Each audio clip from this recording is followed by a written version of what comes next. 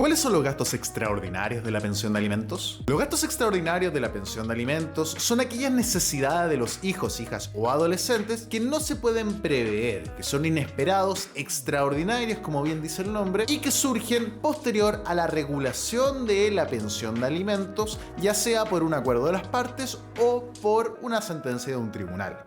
Estos gastos no deben imputarse a la pensión de alimentos, debiendo considerarse de manera separada. ¿Pero qué gastos se consideran extraordinarios? La ley no lo define, eso es lo primero que hay que señalar, pero no se ejemplifica, por ejemplo, con los gastos de urgencias médicas u hospitalizaciones, donde también se pueden encontrar otras intervenciones como pueden ser las odontológicas. El elemento esencial de un gasto extraordinario es lo inesperado y lo imprevisible. Una pregunta frecuente es si los útiles escolares o los gastos escolares de uniforme y todo ello son considerados gastos extraordinarios. Y la respuesta es que es discutible, ya que en principio un padre o una madre puede prever que en determinada época del año y todos los años mientras un niño se encuentra matriculado en una escuela, debe costear estos gastos en determinada época. Por ende, el factor de imprevisible se perdería. Pero también es discutible y va a depender también del criterio del propio juez. Este tipo de gastos, como son los de útiles escolares o escolares en general, yo recomiendo regularlos de manera paralela a la pensión, en el sentido de establecer un bono en determinada época del año justamente para el pago de dichos gastos. El porcentaje que corresponde a cada padre y madre respecto de los gastos extraordinarios también va a depender de lo que hayan acordado las partes o lo que haya determinado un juez en la sentencia, pero en principio sería 50 y 50.